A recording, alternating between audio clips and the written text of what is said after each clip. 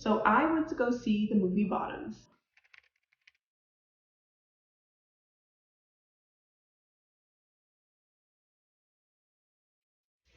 What's good, guys? It's Alissa. If you're new here, hello. I'm coming to you guys with worse sound quality than I had 3 years ago because apparently I am not attached to things and I like to get rid of my stuff. So I do no longer have my mic, so you guys are getting iPhone XR audio. As you can see by the title, I am going to be reviewing the movie Bottoms.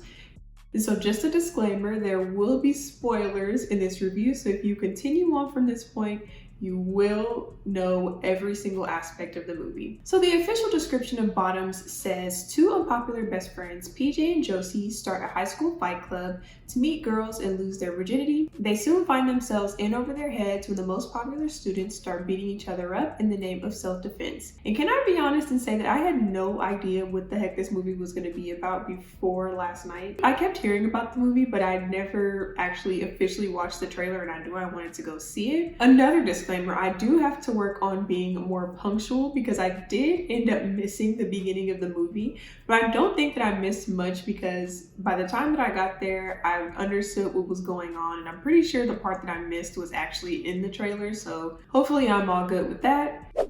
So let's get into the characters. First, we have Josie, who is played by 𝙎𝙪𝙨𝙬𝙪. We have PJ, who is played by Rachel Sennett, who is also a co-writer of the film. And then we have other characters in the film, Hazel, the two popular girls, Isabel and Brittany. And the whole time I was watching, I was like, Brittany looks so familiar. Apparently, she is Cindy Crawford's daughter. Like, she literally looks just like her mom. Like, it was like an itch that I could not scratch while I was watching the movie. I'm like, she literally looks so familiar. Then we have the two main football players, Jeff and Tim. And then we have the history teacher, who is played by Marshawn Lynch. I literally could not tell you what team Marshawn Lynch played for. I know that he's a football player, but I literally only know him from social media. That was a facade. But yes, Marshawn Lynch is in the movie. He plays their history teacher, Mr. G. And so the overarching theme of the movie, well, not the theme, but the overarching plot of the movie is that there is a rival team by the name of Huntington that is going to be playing against their school, Rockbridge. And so from the starting point, from when I got there, PJ and Josie were dealing with the aftermath of beating up popular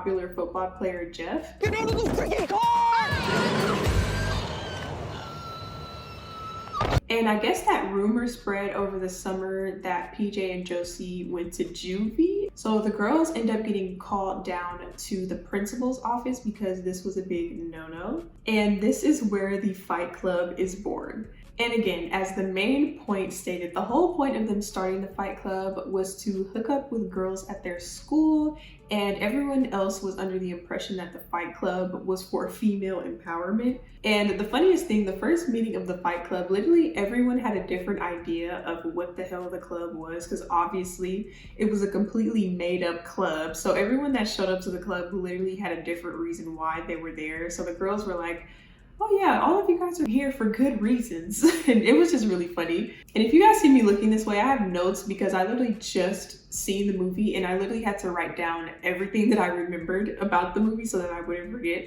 So I do apologize if I'm looking left and right. So again, the first meeting of the fight club, everyone that showed up had a completely different reason for actually being there, but the fight club eventually ended up getting their footing. And then Mr. G, who apparently is going through a divorce that he keeps bringing up and also reads divorced and happy porn magazines. I thought that was freaking funny. You can be our club advisor. You know, my mom did say I need to pick up a hobby. He ends up being their club advisor. So PJ was unsure about asking him, but he was hesitant at first to become their advisor, but then he eventually gave in and became their advisor. And again, as I stated, the two popular football players in the school are Jeff and Tim. So Tim is watching the girls, PJ and Josie, like a hawk for some reason. And also I want to say that the football team looks grown as hell. Like the first time that they showed Tim, I'm like, he has like 5 o'clock shadow. I'm like, honestly, a lot of people in this movie did not look like teenagers at all. Like, not even seniors in high school. I think that movies and TV give like a warped perception of what high schoolers actually look like, since they don't actually cast kids.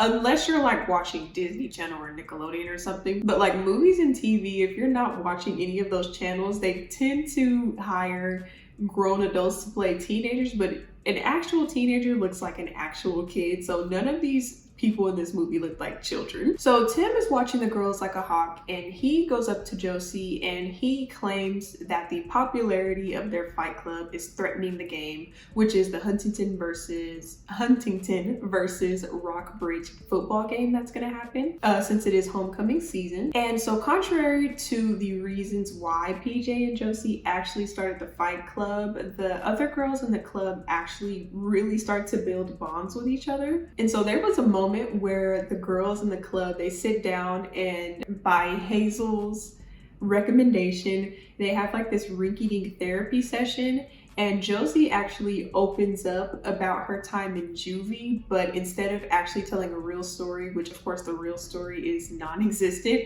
she just ends up telling the whole premise of the Hunger Games, and I thought that that was funny. Unfortunately, in that time that Josie is explaining her time in juvie, Isabel admires her bravery and actually ends up developing a crush on Josie in this time, which is a big no-no. And so later on down the line, Hazel discovers that Jeff, the football player, is hooking up with her mom.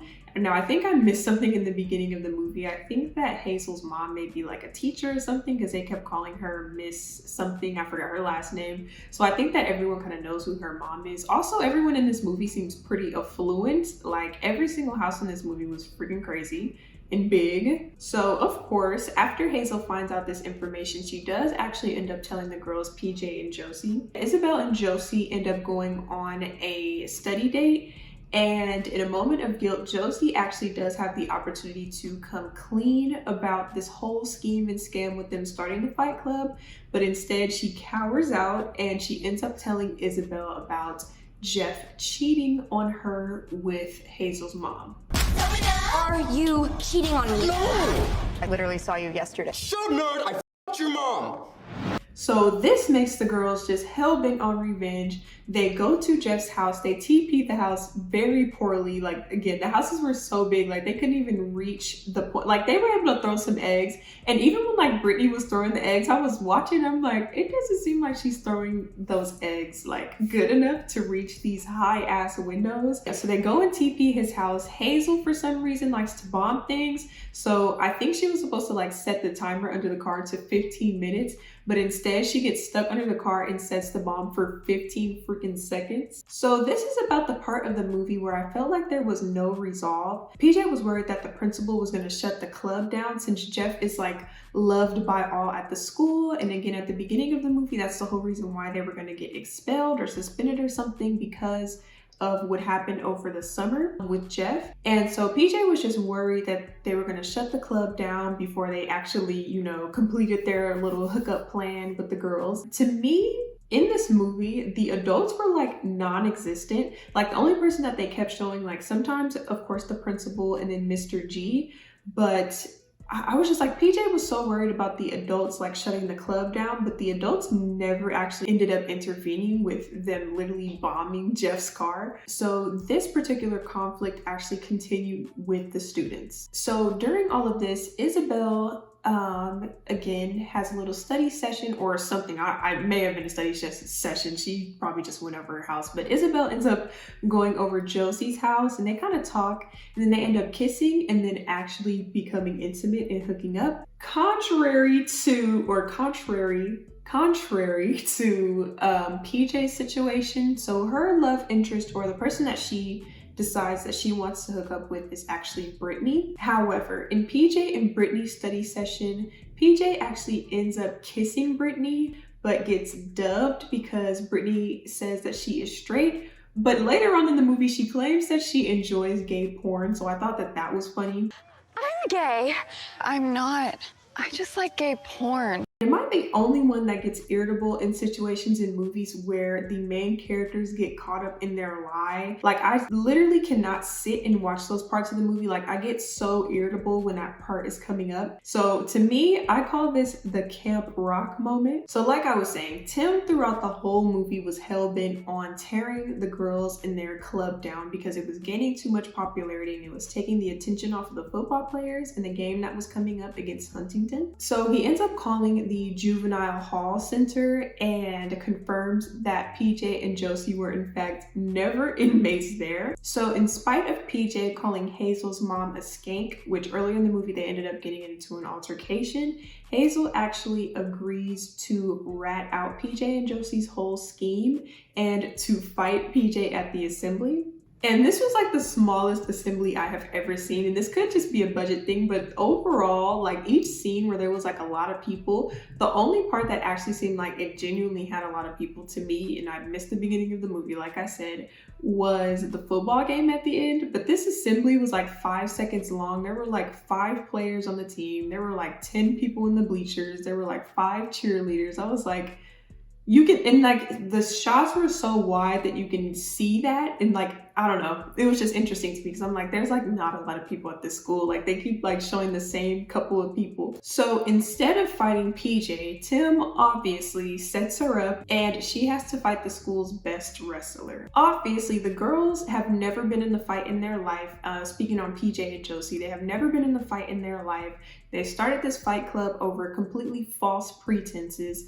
And so Hazel is literally beat senseless. So after all of this information is ratted out by Tim, he tells the entire assembly that they have never been to juvie, they've never even been in a fight, and also the reason why they started the fight club, to hook up with girls. So obviously before this assembly, Josie actually ended up hooking up with Isabel. So rightfully so, Isabel is completely upset with Josie after finding out this information, and she calls her pathetic. Like, I don't know about you guys, but the worst thing that you can call someone is pathetic, and the worst thing that you can be is pathetic. Like, I was literally in the theater like, ooh, like, oh my goodness, she called her pathetic. That's bad. I mean, the whole situation is pretty pathetic. Like, you guys started a whole fight club to hook up with people. And I thought that was interesting because PJ actually, like, in the study session, kissed Brittany. And, like, it was, like, no hesitation. Like, it wasn't awkward or anything. So I was like, I wonder why they started this whole scheme to hook up with girls if she's, like, not afraid to, like, go in and actually kiss someone. I thought that was interesting. So Isabel is upset, all of the girls in the fight club are upset, and the band officially breaks up. So in the midst of the separation, Josie seeks aid from her gay Yoda and finds out that Huntington, like every year for 50 years, is like really adamant on brutally harm someone every single year when they play their school. So Josie gets the band back together and they try to stop this from happening. So throughout the movie, it's kind of a whole big thing that Jeff is allergic to pineapple. And so we find out that Huntington's plan was to put gallons of pineapple juice in the sprinkler system and then have the sprinkler systems go off while they're playing the game in an attempt to kill Jeff. So in the end, even though not formally trained at all, the girls end up brutally beating up the entire Huntington football team. And I'm pretty sure they killed them all, contrary to the few that they claim they killed. Like, every single player was out cold on that field.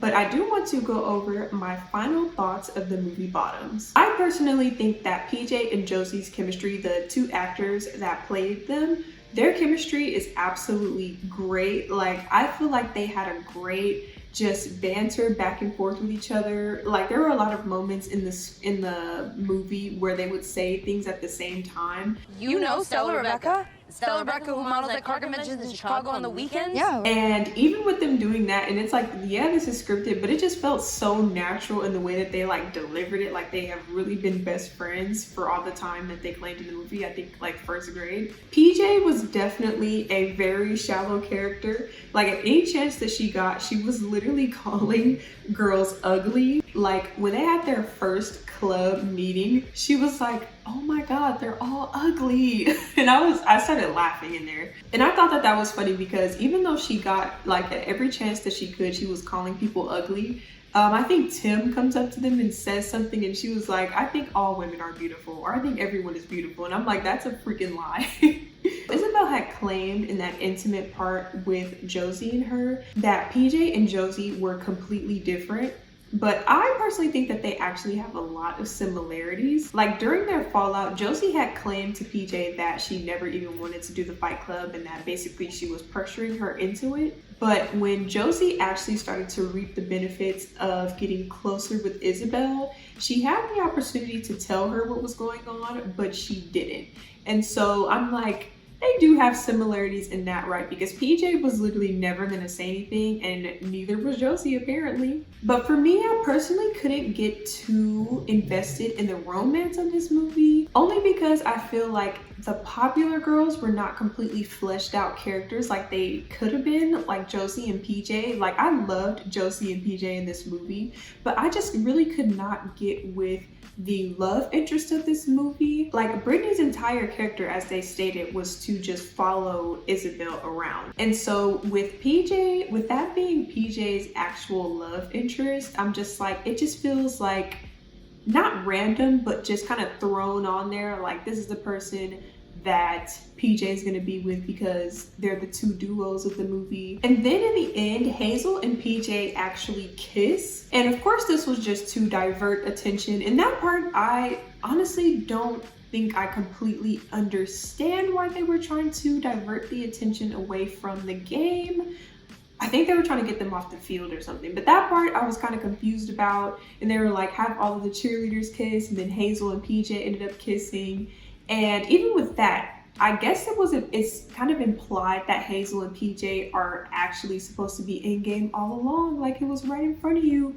But I just feel like the whole movie, like, and of course, again, I missed the beginning, so maybe I'm missing something, but PJ and Hazel were like arguing the whole movie, and it wasn't even giving like enemies to lovers. Like they were like really going at it to where it's like, yeah, they kissed at the end of the movie, and I'll just take it as it was a diversion because no.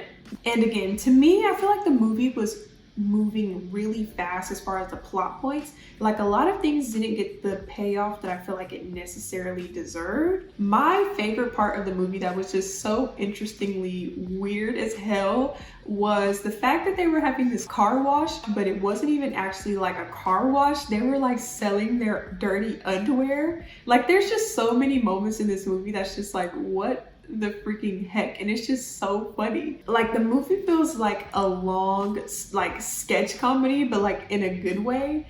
And the movie kept acknowledging like its ridiculousness, and I feel like that made it even funnier because it's like you to yourself would be like, this is ridiculous, but then in the movie they'd be like, this is ridiculous. And it's like, right? Like, and it was just so funny. And the lines were delivered so naturally. Like you can tell that on set, like they had a lot of freedom to kind of do whatever they wanted to. Especially, I feel like a lot of the actors in the movie were just really good at getting into character, and they kind of brought themselves into each character. And I just feel like every person in this movie had the perfect role. Like it just seemed like they were having fun. Also, the music in this movie is really good. I've seen that it's like original music by Charlie XCX and somebody else. Now on Letterboxd, I did give this movie 3 out of 5 stars, but that doesn't necessarily mean that I think that the movie is bad. Like I thoroughly enjoyed this movie. It was really fun, and it's definitely one of those movies that you can kind of just watch over again. Like I'm a person that's a fan of Booksmart. Like I don't think that that's the best movie in the world, but it's just something about a movie that kind of gives you this feeling that's just like, on a day like this, like it's raining right now, it's like I'll just throw that movie on, I'll laugh, I'll have a good time, and I'll go on about my day. I don't think that it's a bad movie at all, and I definitely think that you guys should go see it. I just don't like too much blood and gore, and the movie had a lot of that. Like I do not like seeing like violence and blood and things like that, and I was not expecting this movie to have that much like blood and stuff and violence. Like obviously it's like a raunchy type movie, but I don't know what I was expecting. Like the movie is about a fight club, and then again I do actually like David Fincher's Fight Club, which they did bring up in the movie. I don't know, but it was just like, it was a lot. So I did take off a few points for the blood and stuff in the movie, but that's just my own personal taste.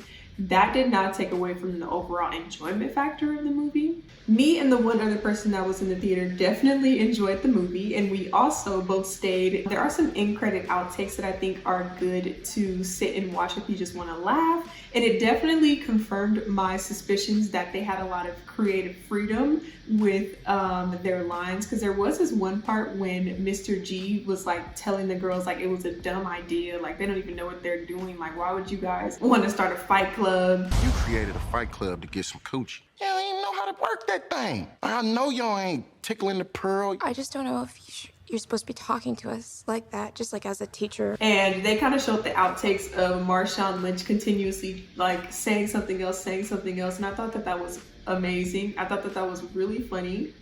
But those are my thoughts on the movie Bottoms. Definitely go see the movie. So if you made it to the end of the video, go ahead and give this video a big thumbs up. Make sure you subscribe to this channel and make sure you hit the notification bell to stay up to date with posts and uploads for me. And I hope you guys have a great rest of your week, and I hope to see you guys in my next upload. Peace.